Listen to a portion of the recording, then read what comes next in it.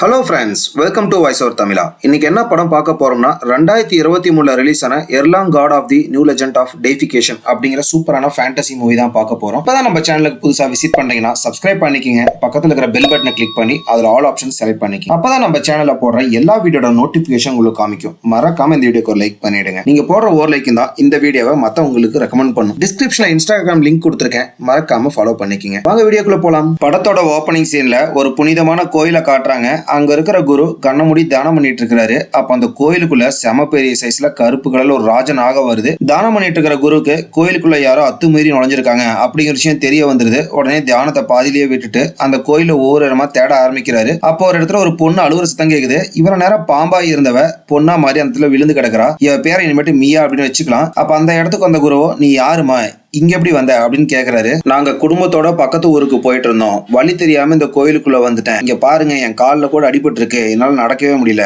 என்னை எப்படியாச்சும் காப்பாத்துங்க அப்படின்னு கேக்குறா. இறக்கப்பட்ட குருவோ அவருக்குள்ள இருக்கிற மந்த சக்தி மூலியமா அந்த காயத்தை ஒரு நொடி பொழுதுல சரி பண்ணிடுறாரு. சரி, இதுக்கப்புறம் சொல்லிட்டு கிளம்புவோம் அப்படின்னு பார்த்தா குருவோட பக்கத்துல வந்து, நீங்க எனக்கு எவ்வளவோ உதவி பண்ணிருக்கீங்க, கைமாற நான் ஏதாச்சும் செய்யணும் இல்ல, என்கிட்ட கொடுக்கறதுக்கு காசு பணமும் கிடையாது, சாப்பாடு கொடுக்கறதுக்கு உணவும் கிடையாது, அதுக்கு பதில் என்னையே நான் உங்களுக்கு தரேன் அப்படின்னு சொல்லிட்டு தப்பா நடந்துக்க ட்ரை பண்றா. அவர் அசந்த நேரமா பார்த்து களத்தை கடிக்கிறான்னு பாக்குறா. உடனே ஓங்கி ஒரு அடி அடிச்சுட்டு, இங்க பாரு, இந்த கோயிலுக்குள்ள சாதாரண மனசங்கனாலாம் வர முடியாது, தெய்வ சக்தி இருக்கிறவங்கனாலையும் துஷ்ட சக்தினாலையும் மட்டும் தான் இங்க வர முடியும். அப்பவே எனக்கு தெரிஞ்சிருச்சு நீ ஒரு துஷ்ட சக்தி அப்படின்ட்டு. அதுக்கப்புறம் ரெண்டு பேரும் செமையா சண்டை போட ஆரம்பிக்கிறாங்க. மியாவும் சுத்தி சுத்தி செமையா அடிக்கிறா. ஒரு கட்டத்துல குரு மியாவோட கையை பிடிச்சிட்டு மந்திரம் சொல்லி அவளை மொத்தமா அழிச்சல அப்படின்னு பாக்குறாரு. டக்குன்னு அவன் மேல இருக்கிற தோல் எல்லாம் கையோட வந்துருது. என்னடான்னு பார்த்தா இவன் நேரம் அவன் போட்டிருந்தது முகமுடிதான். அப்பதான் உண்மையான மியா யார் அப்படின்னு நமக்கு காட்டுறாங்க. இவன் தான் நம்ம படத்தோட வில்லிய பார்த்த குருக்கு செம ஷாக்கா இருக்கு. நீ அந்த பீனிக்ஸ் தேவதை தானே அப்படின்னு கேக்குறாரு. சரியா சொன்னீங்க, ஆனா இப்ப பழைய கதையெல்லாம் பேசி நேரத்தை வீணாக்க வேண்டாம்,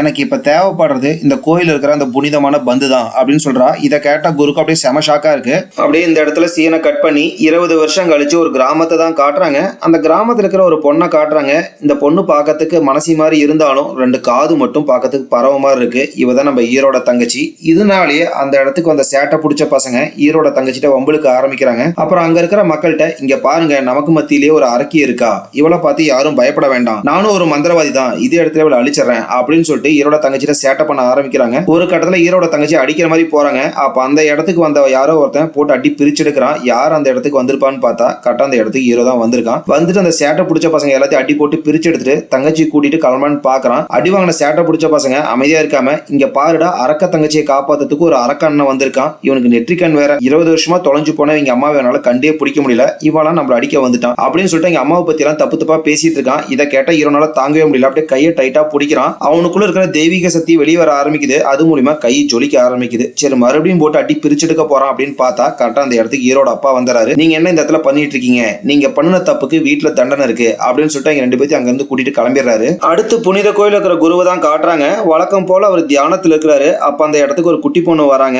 குருவே, நீங்க சாப்பிட்டு ரொம்ப நேரம் ஆச்சு, கண்ணை துறங்க அப்படின்னு சொல்றாங்க. அப்பதான் குருவை நல்லா உத்து பாக்குறாங்க. பார்த்தா பயபுள்ள ஒண்ணும் தியானத்துல இல்ல, நல்லா கொரட்டை விட்டு தூங்கிட்டு இருக்கிறாரு. கொஞ்ச நேரம் கழிச்சுதான் கண்ணை முழிக்கிறாரு. ஆமா, நான் தூங்கி எத்தனை வருஷம் ஆச்சு மனித கணக்குப்படி அப்படின்னு கேட்கிறாரு. குருவே, நீங்க தூங்கி 20 வருஷம் ஆச்சு அப்படின்னு அந்த குட்டி பாப்பா சொல்லுது. இதை கேட்ட குருவோ, என்னை நடுவில் எழுப்பிருக்கலாம்ல அப்படின்னு கேட்கிறாரு. எனக்கு என்ன தெரியும், நீங்க ரெஸ்ட் எடுத்துட்டு இருக்கீங்க அப்படின்னு நான் நினைச்சேன் அப்படின்னு சொல்லுது. சரி, வழி விடு, நான் பூமியில இருக்கிற ஒரு ஆளை கண்காணிக்கணும் அப்படின்னு சொல்லிட்டு கையில ஒரு மாயா கண்ணாடி எடுக்கிறாரு. அது மூலியமா ஹீரோட வீட தான் பார்க்க ஆரம்பிக்கிறாரு. பார்த்தா ஹீரோ வீட்டுக்கு வெளியே தான் முட்டி போட்டுட்டு இருக்கான். எதுக்காக வீட்டுக்கு வெளியே முட்டி போட்டுட்டு இருப்பானா, அந்த சேட்டக்கார பசங்கிட்ட சண்டை போடுறதுனாலதான் எங்க அப்பா பனிஷ்மெண்ட் கொடுத்துருப்பாரு. அப்ப அந்த இடத்துக்கு ஹீரோட தங்கச்சி வராங்க. என்னை மன்னிச்சிருங்கண்ணா, என்னாலதானே உங்களுக்கு இந்த தண்டனை அப்படின்னு சொல்றாங்க. எனக்கு அதெல்லாம் ஒன்னும் கோவம் இல்லாமா, அந்த சேட்டை பிடிச்ச பசங்க தப்பு பண்ணதுனால தானே நான் அவங்களை அடிச்சேன், ஆனா அங்க வந்து அப்பா அவங்கள தண்டிக்காம எனக்கு பனிஷ்மெண்ட் கொடுத்துறாரு, அதான் எனக்கு வருத்தமா இருக்கு அப்படின்னு சொல்லிட்டு அண்ணனும் தங்கச்சி பேசிட்டு இருக்காங்க.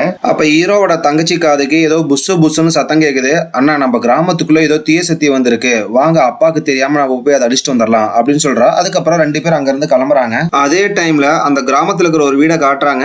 அந்த வீட்டுல இருக்கிற ஓனர் அம்மாக்கு இப்பதான் புதுசா குழந்தை பிறந்திருக்கும். புருஷனும் பொண்டாட்டியும் குழந்தையும் நல்லா கொஞ்சிட்டு தூங்கலாம் அப்படின்னு சொல்லிட்டு கொஞ்சிட்டு இருக்காங்க. அப்ப புருஷங்காரனுக்கு ஏதோ வெளியே இருந்து ஹீரோட தங்கச்சி கேட்ட மாதிரி புஸ்ஸு புஸ்ஸுன்னு சத்தம் கேக்குது. அவனும் கையில ஒரு விளக்கு எடுத்துட்டு வந்து ஒவ்வொரு இடமா தேட ஆரம்பிக்கிறான். அப்பதான் ஒரு இடத்துல பாக்குறான். அவனுக்கு செம பெரிய ஷாக்கு. படத்தோட ஸ்டார்டிங்ல வில்லி பாம்பா வந்திருப்பாள், அதே மாதிரி அவரோட அடியால் ஒருத்தி இப்ப செம பெரிய பாம்பா வந்திருக்கா. அதை பார்த்து அவனுக்கு செம ஷாக்கா இருக்கு. தப்பிக்கலாம்னு நினைக்கிறான். நொடி பொழுதுல அப்படியே வாயில ஃபுல்லா எடுத்து முழுங்கிருது அந்த பாம்பு. இந்த சத்தம் வீட்டுக்குள்ள இருக்கிற பொண்டாட்டிக்கும் கேக்குது. அவளும் விளக்கு எடுத்துட்டு வெளியே வந்து தேட ஆரம்பிக்கிறா. அப்படியே இன்னொரு பக்கம் இந்த விஷயம் எதுவுமே தெரியாத ஹீரோவும் ஹீரோட தங்கச்சியும் எல்லா வீதியிலையும் அப்படி தேடிட்டு போயிட்டு இருக்காங்க.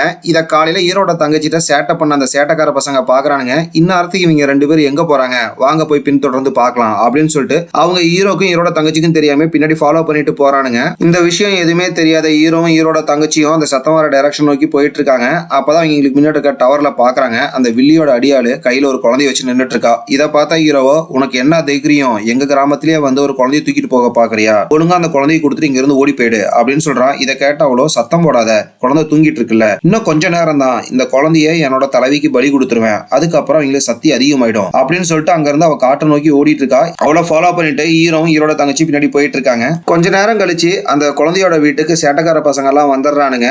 அங்க கதவெல்லாம் உடஞ்சிருக்கு. இதை பார்த்து அவனுங்க உள்ள போய் பாக்குறானுங்க. அந்த குழந்தையோட அம்மாவை வில்லியோட அடியால் அடிச்சு போட்டு தான் குழந்தைய தூக்கிட்டு போயிருப்பா. அவங்க கிட்ட போன அவனுங்க, என்னாச்சுமா உங்களுக்கு அப்படின்னு கேக்குறாங்க. இல்ல, இங்க ஒரு அரக்கி வந்து என் குழந்தைய தூக்கிட்டு போயிட்டா அப்படின்னு அரைங்குறையமா சொல்லிட்டு அங்க இறந்து போயிடுறாங்க. இதை கேட்ட அவனுங்களுக்கு ஹீரோவும் ஹீரோட தங்கச்சி தான் ஒரு வேளை தூக்கிட்டு போயிருப்பாங்களோ அப்படின்னு சந்தேகம் வர ஆரம்பிக்குது. அதே டைம்ல வில்லியோட அடியால காட்டுக்குள்ள தேடி வந்த ஹீரோவை தான் காட்டுறாங்க. ஹீரோ அசந்த நேரமா பார்த்து அவ பாம்பா மாதிரி அப்படி ஹீரோட உடம்பு ஃபுல்லா சுத்திக்கிறா. நான் நினைச்சதோட உடம்புக்குள்ள தெய்வீக சக்தி ஜாஸ்தியா இருக்கு, உன்னை சாப்பிட்டு அந்த சக்தி ஃபுல்லா இப்பயே நான் எடுத்துக்கிறேன் அப்படின்னு சொல்லிட்டு ஹீரோட உடம்பு ஃபுல்லா அப்படி நெரிக்க ஆரம்பிக்கிறா. அதுக்கப்புறம் பக்கத்துல வந்து சாப்பிடான்னு பாக்குறா. அப்ப ஹீரோ அவனுக்குள்ள இருக்கிற தெய்வீக சக்தியை பயன்படுத்துறான். அந்த நிமிடம் டொப்புன்னு வெடிக்க ஆரம்பிக்குது. அது மூலியமா அவளுக்கு சமயம் அடிபட்டுறது. அப்பதான் ஹீரோட தங்கச்சி காதை பாக்குறா. பாக்கிறதுக்கு பரவ மாதிரி இருக்கு. இவனும் ஒருவேளை நம்மள மாதிரி ஃபீனிக்ஸ் இனத்தை சேர்ந்தவளா இருப்பா அப்படின்னு சொல்லிட்டு இதை நம்ம தலைவி கிட்ட சொல்லணும் அப்படின்னு சொல்லிட்டு அங்க இருந்து மறைஞ்சு போயிடுறா. அப்பதான் ஹீரோவும் ஹீரோட தங்கச்சி சுத்தியும் முத்தியும் பாக்குறாங்க. அவ தூக்கிட்டு வந்த குழந்தை அந்த இடத்துல தான் இருக்கும். அதை எடுத்து அதுக்கப்புறம் 2 பேரும் கிராமத்துக்குள்ள போயிடுறாங்க. அடுத்து வீட்டுக்கு வந்த ஹீரோவை தான் காட்டுறாங்க. அவனோட காயத்துக்கு அவனோட அப்பா மருந்து போட்டு இருக்காரு. அவங்க அப்பா கிட்ட, அப்பா எப்ப தங்கச்சி கிட்ட உண்மையை சொல்ல போறீங்க, நான் தான் அம்மாவோட உண்மையான வாரிசு, அவ வானத்துல இருந்து விழுந்த பீனிக்ஸ் பறவை அப்படிங்கிற விஷயத்த. ஆனா பிரச்சனை இப்ப அது மட்டும் கிடையாது. அம்மாவை பத்தி இது வரைக்கும் நீங்க எந்த தகவலுமே சொன்னது கிடையாது. 20 வருஷமா நீங்களும் சொல்வீங்க அப்படின்னு சொல்லிட்டு நான் எதிர்பார்த்துட்டே இருக்கேன். ஆனா இது வரைக்கும் நீங்க சொன்னதே கிடையாது. அட்லீஸ்ட் அம்மா உயிரோட இருக்காங்களா இல்லையா அந்த விஷயத்தையாச்சும் சொல்லுங்க அப்படின்னு கேட்கறான். இதை கேட்ட அவனோட அப்பா, என்னதான் உன்னோட தங்கச்சி பீனிக்ஸ் பறவையா இருந்தாலும் அவ எப்படி பூமிக்கு வந்தா அப்படிங்கிற விஷயம் உங்களுக்கு தெரியுமா அப்படின்னு சொல்லிட்டு சொல்ல ஆரம்பிக்கிறாரு. ஒரு நாள் நைட்டு நம்ம கிராமத்துக்கு ஒரு எரிக்கல் வந்து விழுந்துச்சு. இதை பார்த்த மக்கள் எல்லாம் பயந்துட்டே போய் அந்த எரிகல்ல பார்த்தாங்க. விழுந்தது எரிகல் கிடையாது, ஒரு பீனிக்ஸ் பறவை, அதாவது உன்னோட தங்கச்சி. இதை பார்த்தா எல்லா மக்களுமே இதெல்லாம் நமக்கு ஏதாச்சும் பிரச்சனை வரப்போகுது அப்படின்னு சொல்லிட்டு அதை அழிச்சிடலான்னு பார்த்தாங்க. அப்ப அந்த இடத்துல இருந்த நானு, இது பீனிக்ஸ் பறவையா இருந்தாலும் மனித உருவத்துல இருக்கு, இதை நானே வளர்த்துக்கிறேன், இதனால எதிர்காலத்துல ஏதாச்சும் பிரச்சனை வந்துச்சுன்னா என்னோட உயிரை கொடுக்க கூட நான் தயங்க மாட்டேன் அப்படின்னு சொன்னேன். அதுக்கப்புறம் தான் எல்லா மக்களும் சரின்னு சொன்னாங்க. நீங்க 2 பேருமே என்னோட குழந்தைங்க தான். அதுக்கப்புறம் இன்னொரு விஷயம், உங்க அம்மாவை பத்தி எப்ப எனக்கு சொல்லணும்னு தோணுதோ அப்பதான் நான் சொல்லுவேன் அப்படின்னு சொல்லிட்டு கதவை திறந்து கிளம்பலான்னு பாக்குறாரு. கதவுக்கு முன்னாடியே ஹீரோட தங்கச்சி நின்றுட்டு இருக்கா. இவ்வளவு நேரமா ஹீரோவும் அவங்க அப்பாவும் பேசின எல்லா விஷயத்தையும் அவ கேட்டிருப்பா. இதை பாக்குற அவங்க அப்பாக்கு என்ன சொல்றனே தெரியல. அங்க இருந்து கிளம்பிடுறாரு. அடுத்து புனித கோயில்ல அடைச்சு வச்சிருக்கிற வில்லியை தான் காட்டுறாங்க. அவ உடம்புல நிறைய மந்திர சங்கிலி எல்லாம் சுத்தி இருக்கு. அவங்களுக்கு முன்னாடியே ஒருத்தங்க இருக்காங்க. இவங்க வேற யாருமே கிடையாது, ஹீரோட அம்மா தான். அப்ப வில்லி ஹீரோட அம்மா கிட்ட, நீ நானும் கடைசியா சண்டை போடும் போது என்னோட வாரிசு பூமியில விழுந்துட்டா, இப்ப பிரச்சனை அது மட்டும் கிடையாது, 20 வருஷமா நீ இதே இடத்துல அடைச்சு வச்சிருக்க, எப்ப என்னைய விட போற என்னோட குழந்தைய பாக்கிறதுக்கு அப்படின்னு கேக்குறா. இவ என்ன சொன்னாலுமே அதை கேட்காத ஹீரோட அம்மா தொடர்ந்து மந்திரத்தை சொல்லிக்கிட்டே இருக்காங்க. அது மூலியமா அவளை இதே இடத்துல கட்டுப்படுத்தி வச்சிட்டு இருக்காங்க. வில்லி பேசுறதுல இருந்தே நமக்கு ஒரு விஷயம் தெரிய வருது. வானத்துல இருந்து விழுந்த அந்த குழந்தை, அதாவது இப்ப ஹீரோட தங்கச்சியா இருக்கால, அவ இவரோட வாரிசு அப்படிங்கிற விஷயம் நமக்கு தெரிய வருது. அப்படியே கட் பண்ணா அடுத்த நாள் காலையில ஹீரோட அப்பா தன்னோட பசங்க 2 பேத்தையும் கூட்டிட்டு பக்கத்துல இருக்கிற ஒரு மந்திர கவசத்துக்கிட்ட வராரு. அங்க வந்த ஹீரோ, என்னப்பா இது அப்படின்னு சொல்லிட்டு கேக்குறான். நீ இவ்வளவு நாளா கேட்டுட்டு இருந்தீல உங்க அம்மா எங்க அப்படின்ட்டு, இதுக்கு பின்னாடி தான் இருக்காங்க. கடந்த 20 வருஷமா ஒரு தீய சக்தியை அழிக்கிற முயற்சியில இதுக்குள்ளேயே அவங்களும் மாட்டிக்கிட்டாங்க. ஆனா நான் ஒரு சாதாரண மனசங்கிறதுனால என்னால இதுக்குள்ள போக முடியல. அதுக்கப்புறம் பக்கத்துல இருக்கிற தங்கச்சியை பார்த்து, என்னைய மன்னிச்சிருமா, என்னதான் நீ வந்து வானத்துல இருந்து விழுந்த பீனிக்ஸ் பறவையா இருந்தாலும் உன்னை என்னோட சொந்த பொண்ணதான் வளர்த்திருக்கேன் அப்படின்னு சொல்லிட்டு இருக்காரு. உடனே ஹீரோ அந்த மந்திர கவசத்துக்குள்ள பூந்துடுறான். அவன் தங்கச்சியும் போயிடுறான். ஹீரோக்குள்ள பிறப்புல இருந்தே தெய்வீக சக்தி இருக்கனால அவனாலையும் போத முடியுது. அவனோட தங்கச்சிக்கும் மந்திர சக்தி இருக்கும். அதனாலதான் 2 பேரும் அந்த கவசத்துக்குள்ள போயிருப்பாங்க. அடுத்து அந்த கவசத்துக்குள்ள வந்த ஹீரோவும் ஹீரோட தங்கச்சியும் எந்த இடத்துல இருக்கும் அப்படின்னு சொல்லி சுத்தி முத்தியும் பார்த்துட்டு இருக்காங்க. அவங்களுக்கு முன்னாடி ஒரு புனித கோயில் இருக்கு. அந்த இடத்துல பாறையெல்லாம் பறந்துட்டு இருக்கு. இதை பாக்குற 2 பேத்துக்கு செம ஆச்சரியமா இருக்கு. சரி, நம்ம நேரத்தை கடத்த வேண்டாம், நம்ம அம்மா இங்க இருக்காங்கன்னு சொல்லிட்டு வா தேடி கண்டுபிடிக்கலாம் அப்படின்னு சொல்லிட்டு அந்த கோயிலுக்குள்ள போக பாக்குறாங்க. அப்ப அவங்களுக்கு அங்க ஒரு வாய்ஸ் கேக்குது. நீங்க யாரு, இந்த புனிதமான இடத்துக்கு வரதுக்கான அனுமதியை உங்களுக்கு யாரு கொடுத்தா அப்படின்னு சொல்லிட்டு அந்த வாய்ஸ் கேக்குது. யாரு பேசுறாங்க அப்படின்னு சொல்லிட்டு 2 பேரும் சுத்தி முத்தியும் பார்த்துட்டு இருக்காங்க. அப்ப அவங்களுக்கு முன்னாடி தரையில கிடக்கிற மண்ணு மூலியமா செம பெரிய ஒரு மண் அரக்கம் உருவாகுறான். வந்தவன் ஹீரோவும் ஹீரோட தங்கச்சி அடி போட்டு பிரிச்சு எடுக்கிறான். ஒரு கடத்துல இங்க 2 பேத்தையும் கொண்டலாம் அப்படின்னு சொல்லிட்டு ஈட்டி நீட்டிட்டு வரான். அப்ப அவனை சுத்தி நிறைய மந்திர பேப்பர்லாம் வந்து அவன் அதே இடத்துல அழிச்சிருது.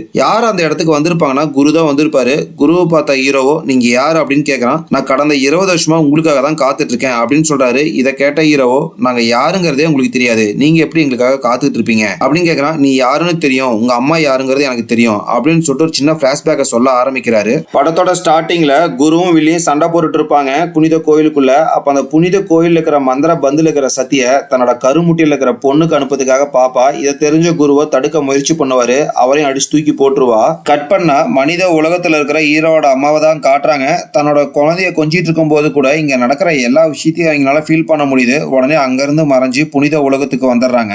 புனித உலகத்துக்கு வந்த ஹீரோட அம்மா வில்லி ஆட்டையை போட நினைச்ச அந்த புனித பந்தோட சக்தியை அவங்க எடுத்துக்கிறாங்க. இதை பாக்குற வில்லிக்கும் செமையா கோவம் வருது. அதுக்கப்புறம் 2 பேரும் செமையா ஏர்ல சண்டை போட்டு இருக்காங்க. அப்ப தெரியாதனமா வில்லி கையில இருந்த அந்த கரு முட்டை பூமியில விழுந்துரும். அதாவது அவ குழந்தை இருக்கிற முட்டை பூமியில விழுந்துரும். அந்த குழந்தை தான் ஹீரோட அப்பா எடுத்து வளர்த்திருப்பாரு. இப்ப ஹீரோட தங்கச்சியா வளர்ந்துருப்பா. இதை பாக்குற வில்லிக்கும் செமையா கோவம் வருது. அதுக்கப்புறம் பீனிக்ஸ் பறவையா மாறி ஹீரோட அம்மாவை செமையா தாக்குறா. அவங்க அம்மாவும் முடிஞ்ச அளவுக்கு அவங்க சக்தியை பயன்படுத்தி கற்கள் மூலியமா தடுத்துட்டு இருப்பாங்க. ஒரு கடத்துல அவங்களால சமாளிக்க முடியாது. வில்லி இப்ப மட்டும் தப்பிச்சு பூமிக்கு போயிட்டானா மனித குலமே அழிஞ்சிரும் அப்படிங்கறத தெரிஞ்சுக்கிட்டு அவங்க சக்தி மூலியமாவும் அந்த புனித பந்து சக்தியும் பயன்படுத்தி அங்க இருக்கிற கற்கள் மூலியமாவே செம பெரிய கோட்டை கட்டி அதில் அடைச்சு வச்சாங்க அப்படின்னு குரு வந்து இந்த கதையெல்லாம் ஹீரோட்ட சொல்லிட்டு இருக்கிறாரு. கதையை கேட்ட ஹீரோக்கோ அவனோட அம்மாவை பார்க்கணும் அப்படின்னு செம ஆசையா இருக்கு. இந்த கதையை கேட்டுட்டு இருந்த ஹீரோட தங்கச்சிக்கு ஹீரோட அம்மா சிறை வச்சிருக்கிறதே அவளோட அம்மா தான் அப்படிங்கிற விஷயம் தெரியாதவ என் அண்ணனோட அம்மாவை காப்பாத்துறதுக்கு நீங்க தான் உதவி பண்ணணும் அப்படின்னு குரு கிட்ட உதவி கேட்கிறா. பதிலுக்கு குருவோ, உங்க அம்மா மாட்டி இருக்கிற பாறைகளை உடைக்கிறது அவ்வளவு சுலபமான விஷயம் கிடையாது, அதுக்கு நீ 3 சோதனைகளை கடந்தாகணும் அப்படின்னு சொல்றாரு. உடனே ஹீரோ, அது உயிர் போற விஷயமா இருந்தாலும் பரவாயில்ல, எங்க அம்மாவை பார்க்கறதுக்காக கண்டிப்பா நான் செய்வேன் அப்படின்னு சொல்றான். இதே டைம்ல தப்பிச்சு வந்த வில்லியோட அடியால தான் காட்டுறாங்க. இருந்த இடத்துல இருந்தே வில்லி கிட்ட பேசிட்டு இருக்கா. அப்ப வில்லி அடியாள் கிட்ட, போன காரியம் என்னாச்சு, குழந்தைய கடத்திட்டு வந்தியா அப்படின்னு கேக்குறா. என்னைய மன்னிச்சுங்க தலைவி, அந்த கிராமத்துல ஒருத்தன் இருந்தான், அவன் பாதி மனசனாவும் பாதி கடவுளாவும் இருந்தான், அவனை என்னால சமாளிக்கவே முடியல. ஆனா இப்ப அது மட்டும் பிரச்சனை கிடையாது, அவங்க கூட ஒரு பொண்ணு இருந்தா, தங்கச்சின்னு கூப்பிட்டு இருந்தான். எனக்கு என்னமோ அவதான் உங்க பொண்ணா இருப்பான்னு சந்தேகமா இருக்கு, ஏன்னா அவ காதுல பீனிக்ஸ் சின்னத்துக்கான அறிகுறியை நான் பார்த்தேன் அப்படின்னு சொல்றா. இதை கேட்ட வில்லிக்கும் செம சந்தோஷமா இருக்கு. உடனே ஹீரோட அம்மா கிட்ட, மறுபடியும் பீனிக்ஸ் இனம் வரப்போகுது, அது மூலியமா இந்த உலகத்தையும் அழிக்க போறேன், கூடவே உன்னை அழிக்க போறேன் அப்படின்னு சொல்றா. ஆனா ஹீரோட அம்மா இதை பத்தி எதையுமே கவனிக்காம தொடர்ந்து மந்திரத்தை சொல்லிக்கிட்டே இருக்காங்க. அப்படியே கட் பண்ணி குருவை தான் காட்டுறாங்க. ஹீரோ கிட்ட ஒரு மேப்பை காமிக்கிறாரு. இதுக்குள்ள ஒரு ரகசிய உலகமே இருக்கு அப்படின்னு சொல்றாரு. இதை கேட்ட ஹீரோவோ, விளையாடாதீங்க குருவே, எப்படி இந்த மேப்புக்குள்ள ஒரு ரகசிய உலகம் இருக்கும் அப்படின்னு சொல்லிட்டு அந்த மேப்பை தொடறான். உடனே அவன் அந்த மேப் உள்ளுக்குள்ள இழுத்துருது. பார்த்தா அந்த இடத்துல ஒரு குரு நிக்கிறாரு. ஏன்டா அவசரப்பட்டு இந்த மேப்பை தொட்ட, நான் என்ன விஷயம் சொல்றதுக்குள்ள அப்படின்னு சொல்றாரு. சரி பரவாயில்ல குருவே, என்னோட ஃபர்ஸ்ட் சோதனை என்னன்னு சொல்லுங்க அப்படின்னு கேட்கறான். உனக்கு முன்னாடி தெரியுது இந்த பெரிய மலை, இந்த மலையை நீ இந்த பத்தி குச்சி எரிஞ்சு முடிக்கிறதுக்குள்ள ஏறிட்டு வந்துடணும் அப்படின்னு சொல்றாரு. இதை கேட்ட ஹீரோவோ, இதை என்ன நான் அசால்ட்டா செஞ்சிருவேன் அப்படின்னு சொல்லிட்டு அந்த மலையை ஏற ஆரம்பிக்கிறான். நேரங்கள் அப்படியே ஓடிக்கிட்டே இருக்கு. நாட்களும் அப்படியே கடந்து ஓடுது, வாரங்கள் கடந்து ஓடுது, அதுக்கப்புறம் வருஷங்களும் கடந்து ஓடுது. ஹீரோக்கு தாடி மீச கூட முளைச்சிருச்சு.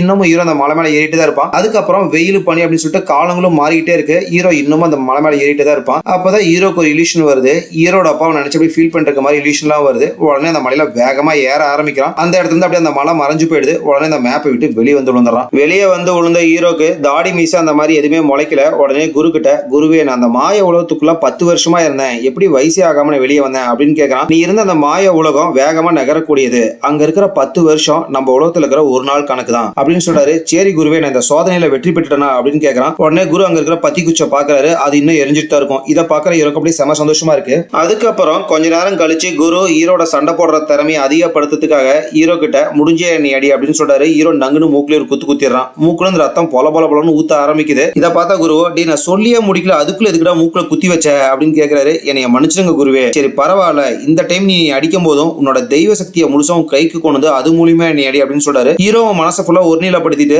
அவன் தெய்வ சக்தியை ஃபுல்லா கை கொண்டு வந்துறான். அதுக்கப்புறம் அவன் குருவை ஓங்கி ஒரு நங்குன்னு ஒரு அடி அடிக்கிறான். குரு அப்படியே 100 அடி பறந்து போய் விடுவாரு. அதுக்கப்புறம் எதுவுமே நடக்காத மாதிரி பறந்து வந்து ஹீரோ பக்கத்துல நின்னுக்கிறாரு. குருவே என்னைய மன்னிச்சிருங்க, உங்களை வேகமா அடிச்சிட்டனா அப்படின்னு கேட்கறான். இதெல்லாம் எனக்கு மசாஜ் பண்ண மாதிரி தான், இதே மாதிரி பிராக்டிஸ் பண்ணிட்டு எனக்கு கோயிலுக்குள்ள தியானம் பண்ற வேலை இருக்கு அப்படின்னு சொல்லிட்டு திரும்புறாரு. பார்த்தா வாயிலிருந்து ரத்தம் போல போல ஊத்த ஆரம்பிக்குது. ஹீரோ அவ்வளவு ஃபோர்ஸா தான் அடிச்சிருப்பான். எங்க இந்த உண்மையை சொல்லிட்டா அசிங்கமாயிடுமே அப்படின்னு சொல்லிட்டு அவர் அங்க இருந்து கிளம்பியிருப்பாரு. அதுக்கப்புறம் கொஞ்ச நேரம் கழிச்சு குரு ஹீரோக்கான 2வது சோதனையை சொல்றாரு. ஒரு இடத்துல தெய்வத்துக்கு சொந்தமான ஒரு ஆயுதம் இருக்கும், அது அவருக்கே தெரியாம நீ எடுத்துட்டு வரணும் அப்படின்னு சொல்றாரு. ஹீரோ அவனோட தங்கச்சி அந்த இடத்துக்கு போயிடுறாங்க. அவனுக்கு முன்னாடி தான் அந்த ஈட்டி இருக்கும். அது பாதுகாப்பா ஒரு சமவெளி சைஸ்ல மந்திர நாய் நிக்குது. ஹீரோ அவனோட தங்கச்சி பக்கத்துல அந்த ஆயத்தை எடுக்கல அப்படின்னு சொல்லிட்டு போறாங்க. அந்த நாய் வந்து ஒரு முட்டுது. 2 பேரும் எகிரி போயிட்டு ஒரு இடத்துல விழுவுறாங்க. அதுக்கப்புறம் 2 பேத்தையும் போட்டு அடி பிரிச்சு எடுக்குது. ஒரு கடத்துல ஹீரோட தங்கச்சி கடிச்சலாம் அப்படின்னு சொல்லிட்டு எகிரிட்டு போகும். இதை பார்த்த ஹீரோவோ அவனுக்கு இருக்கிற மொத்த சக்தியை வெளியே கொண்டு வந்து அது மூலியமா அந்த நாய் அடிப்பான். அது எகிரி போய் ஒரு இடத்துல விழுந்துரும். இவன் சக்தியை பயன்படுத்தி பயன்படுத்துனதுனால அந்த மந்திர ஈட்டி பறந்து தானாவே ஹீரோட கைக்கு வந்துருது. அதுக்கப்புறம் ஹீரோனோட தங்கச்சி கிட்ட, தங்கச்சி கொஞ்சம் ஓரமா தள்ளி நில்லு, இந்த நாயை நான் பாத்துக்கிறேன் அப்படின்னு சொல்லிட்டு போஸ் கொடுத்து நின்னுட்டு இருக்கான். பதிலுக்கு அவனோட தங்கச்சியோ, அண்ணன் முன்னாடி பாரு, அந்த நாய் ஆல்ரெடி ஓடி போச்சு அப்படின்னு சொல்றா. சரி நமக்கு சண்டை போடுற வேலை மிச்சமாயிருச்சு அப்படின்னு சொல்லிட்டு ரெண்டு பேரும் இந்த புனித கோயிலுக்கு வந்துடுறாங்க. இதை பார்த்தா குருக்கோ செம சந்தோஷமா இருக்கு. அதுக்கப்புறம் ஹீரோ கிட்டயும் அவனோட தங்கச்சிட்டையும், நீங்க இந்த உலகத்துக்கு வந்து ரொம்ப நாள் ஆயிடுச்சு, போயிட்டு உங்க அப்பாவை பாத்துட்டு வாங்க அப்படின்னு சொல்றாரு. ஹீரோ ஓச்சு பாக்குறான். அதுக்கப்புறம் ரெண்டு பேரும் அங்க இருந்து கிளம்பி அவங்களோட வீட்டுக்கு வந்துடுறாங்க. இதை பார்த்து அவங்களோட அப்பாவுக்கும் செம கோபமா இருக்கு. நேத்து நான் அவ்வளவு சொல்லியும் கேட்காம நீங்க அந்த கோயிலுக்குள்ள போயிட்டீங்கல்ல, இப்ப மட்டும் இங்க எதுக்கு வந்தீங்க அப்படின்னு கேட்கிறாரு. உடனே ஹீரோட தங்கச்சி பக்கத்துல வந்துட்டு, எங்களை மன்னிச்சிருங்கப்பா, அம்மாவை பார்க்கணுங்கிற ஆசையில தான் நாங்க அங்க போயிட்டோம் அப்படின்னு சொல்றாரு. அதுக்கப்புறம் அவங்க அப்பா சிரிச்சிட்டு சரின்னு சொல்லிட்டு, சரி நேத்து சாயந்தரம் நீங்க சாப்பிடாம இங்க வந்து கிளம்பி போயிட்டீங்க, உங்களுக்கு இப்ப நிறைய சாப்பாடுலாம் செஞ்சு வச்சிருக்கேன், வாங்க சாப்பிடலாம் அப்படின்னு கூப்பிடாரு. ஹீரோக்கு அவனோட தங்கச்சி குழப்பமா இருக்கு. என்ன நம்ம இங்க இருந்து போய் ஒரு நாள் தான் ஆகுதா, காலமும் நேரமும் எவ்வளவு வேகமா போகுதுன்னு நமக்கு தெரியலையே அப்படின்னு சொல்லிட்டு ரெண்டு பேரும் புலம்பிட்டு இருக்காங்க. அதுக்கப்புறம் ரெண்டு பேரும் சாப்பிட்டு மறுபடியும் அந்த புனித கோயிலுக்கே வந்துடுறாங்க. அதுக்கப்புறம் ஹீரோ குரு கிட்ட, குரு நீங்க இன்னும் மூணாவது சோதனையை பத்தி எதையுமே என்கிட்ட சொல்லலையா அப்படின்னு கேட்கறான். பதிலுக்கு குருவோ, ஃபர்ஸ்ட் ரெண்டு சோதனை மாதிரி மூணாவது சோதனை அவ்வளவு ஈஸியா இருக்காது,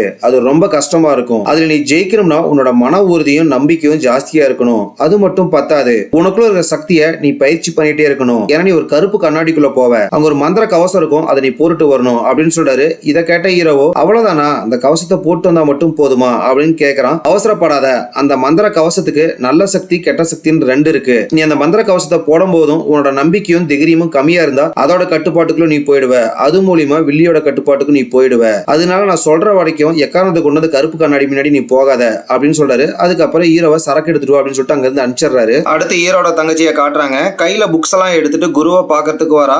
குரு அங்க எதையோ தேடிட்டு இருக்காரு. என்ன குரு தேடிட்டு இருக்கீங்க அப்படின்னு கேக்குறா. இல்ல கருப்பு கண்ணாடி எங்க வச்சோன்னு தெரியல, வயசாயிருச்சு இல்ல, அதான் ஒரே மறதி ஞாபகமா இருக்கு அப்படின்னு சொல்றாரு. மூணாவது ரேக்ல இருக்கு பாருங்க அப்படின்னு சொல்றா. நன்றி, எனக்கு ரொம்ப முக்கியமான வேலை இருக்கு, நீ புக்ஸ் எல்லாம் வச்சுட்டு கிளம்பு அப்படின்னு சொல்லிட்டு ஹீரோட தங்கச்சியை வலுக்கட்டாயமா அனுப்ப பாக்குறாரு. இது எல்லாம் பாக்குற ஹீரோட தங்கச்சிக்கு இன்னைக்கு குருவோட நடைக்கல ஏதோ வித்தியாசமா இருக்கே அப்படின்னு சொல்லிட்டு யோசிச்சுட்டே இருக்கா. என்னன்னு பார்த்தா உண்மையான குரு இங்க சரக்கடிச்சு மட்டையாகி கிடக்குறாரு. அப்ப இங்க இருக்கிறது யாருன்னு பார்த்தா வில்லியோட அடியால் தான் இப்படி வந்திருப்பா மாறு வேஷத்துல. அதுக்கப்புறம் இதுதான் சான்ஸ் அப்படின்னு சொல்லிட்டு அந்த கருப்பு கண்ணாடி எடுத்துட்டு நேரம் ஹீரோ பாக்கிறதுக்கு ஹீரோட ரூமுக்கு வந்துடுறா. அப்ப அந்த இடத்துக்கு குரு மாதிரி மாறு வேஷத்துல வந்த வில்லியோட அடியாளு ஹீரோ கிட்ட, தம்பி நீ ரொம்ப நேரமா மூணாவது சோதனையை பத்தி கேட்டுட்டே இருந்தீல, இந்த கருப்பு கண்ணாடி பயன்படுத்து அப்படின்னு சொல்றா. இதை கேட்ட ஹீரோவோ, குரு நீங்க முன்னாடியே சொல்லியிருந்தீங்கல்ல இந்த மூணாவது சோதனைக்கு பயிற்சி அதிகமா தேவை அப்படின்ட்டு, இல்ல நான் தெரியாம சொல்லியிருப்பேன், இப்போ உனக்கு அதுக்கான திறமை இருக்கு பயன்படுத்து அப்படின்னு சொல்லிட்டு வலுக்கட்டாயமா ஹீரோ அந்த கண்ணாடிக்குள்ள அனுப்பிச்சிடறா. கண்ணாடிக்குள்ள வந்த ஹீரோ சுத்தியும் முத்தியும் பார்த்துட்டு இருக்கான். எங்க பார்த்தாலும் கருகுமுன் இருக்கு. அப்ப அவனுக்கு ஒரு வாய்ஸ் கேட்க ஆரம்பிக்குது. என்னன்னு பார்த்தா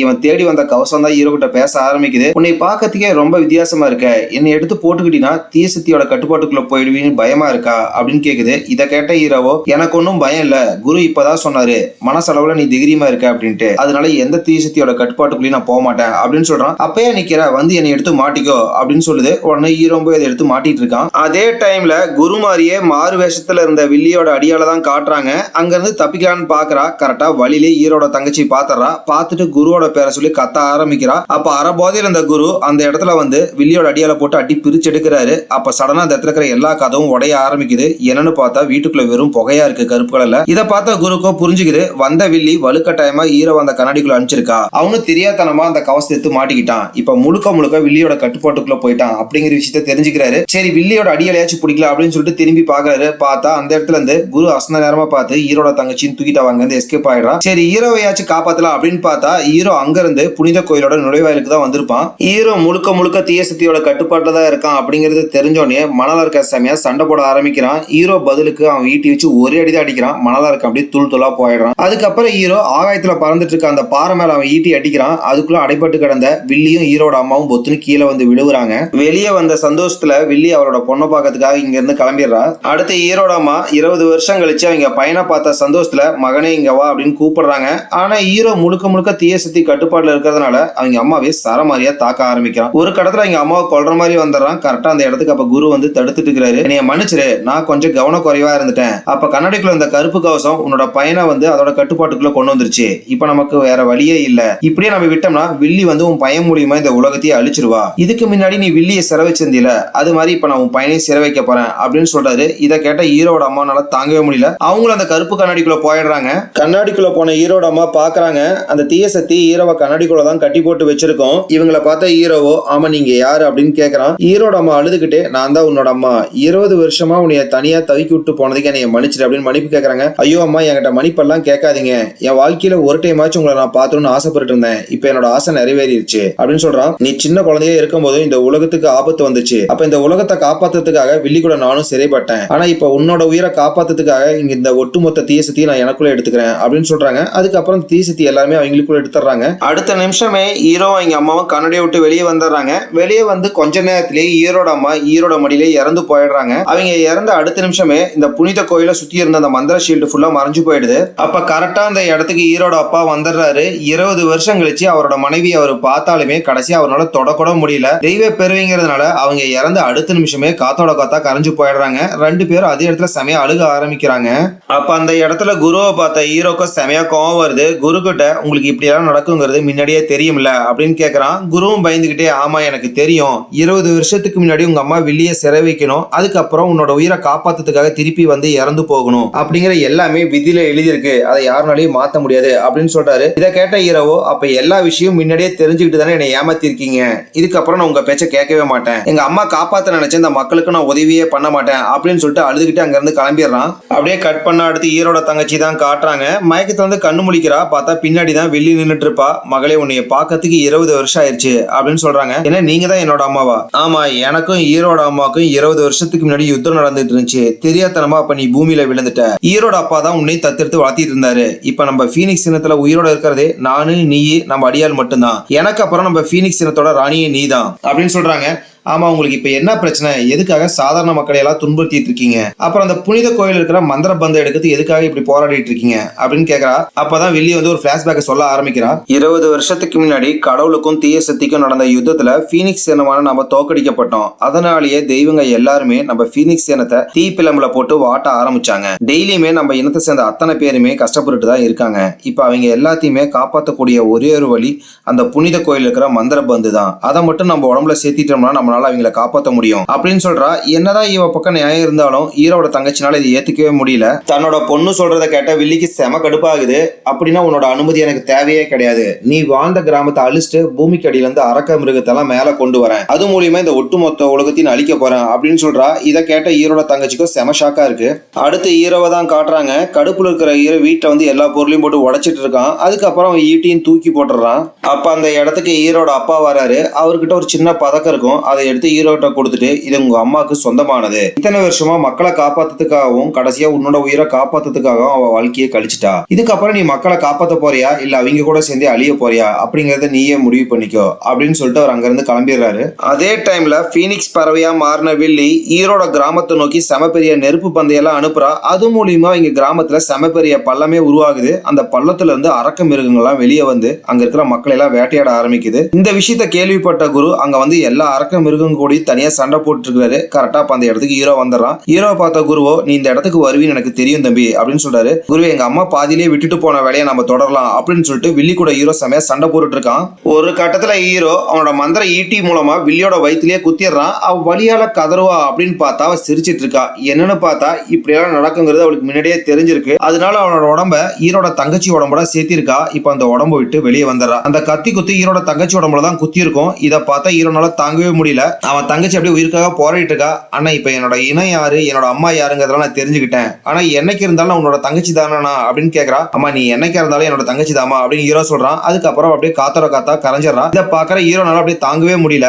ஆனா வில்லிக்கோ தன்னோட பொண்ணு இறந்துட்டா அப்படிங்கிற கவலை கூட இல்லாம இந்த கிராமத்தையே அழிச்சிட்டு நிறைய அரக்க மிருகத்தை எல்லாம் மேல கொண்டு வந்து இந்த ஒட்டுமொத்த உலகத்தையும் அழிக்கணும் அப்படிங்கிறதுக்காக செம பெரிய ஒரு நெருப்பு பந்தையே உருவாக்குறா. அதை ஹீரோட கிராமத்தை நோக்கி தூக்கி போடுறா. இதை பார்த்தா ஹீரோவோ தன்னோட உயிரே போனாலும் பரவாயில்ல அப்படின்னு சொல்லிட்டு அந்த நெருப்பு பந்தை நோக்கி எகிரி மேல போறான். போய் இந்த நெருப்பு பந்திலே டம்முன்னு மோதுறான். அதுல செம பெரிய வெடிப்பே உண்டாகுது. கண்ணு முழிச்சு பார்த்தா வேற உலகத்துல தான் இருக்கான். அப்ப அந்த வித்தியாசமான உலகத்துல ஹீரோ கூட அவன் தங்கச்சியும் தான் இருப்பா. அண்ணன் உனக்கு என்னாச்சு அப்படின்னு கேக்குறா. என்னால இதுக்கு மேலேயா கூட சண்டை போட்டு ஜெயிக்க முடியும் எனக்கு தோணலாமா அப்படின்னு சொல்றான். அண்ணா அந்த மந்திர கவசத்தை உடைக்கிறதுக்கு நானும் அம்மாவும் எங்களோட ஆன்மாவையே உனக்கு தரோம், இப்ப போய் இந்த வில்லியோட கதையை முடி அப்படின்னு சொல்றான். அதுக்கப்புறம் ஹீரோ இங்க இருந்து கிளம்புறான். அதுக்கப்புறம் ஹீரோ நேரா பூமிக்கு வந்துடுறான். பூமிக்கு வந்த ஹீரோட உடம்புல போட்டுருக்கிற கவசம் அப்படியே ஜொலிக்க ஆரம்பிக்குது. அவனோட மந்திர ஈட்டியும் வேற லெவல்ல ரெடி ஆயிடுது. நெத்தில நெற்றிக்கன்லாம் வந்துருது. இவன் இந்த ஈட்டி எடுக்க போகும்போது ஒரு மந்திர நாய் இருக்கும்ல, இப்ப ஹீரோ முழு கடவுளா மாறுதுனால அதுவும் ஹீரோக்காக உதவி பண்ணுது. ஹீரோ இப்ப பீனிக்ஸ் பறவையா இருக்கிற வில்லி கூட செமையா சண்டை போட்டு இருக்கான். அட்டி போட்டு பிரிச்சு எடுக்கிறான். ஒரு கட்டத்துல நிறைய மந்திர ஈட்டி எல்லாம் வர வச்சு அது மூலியமா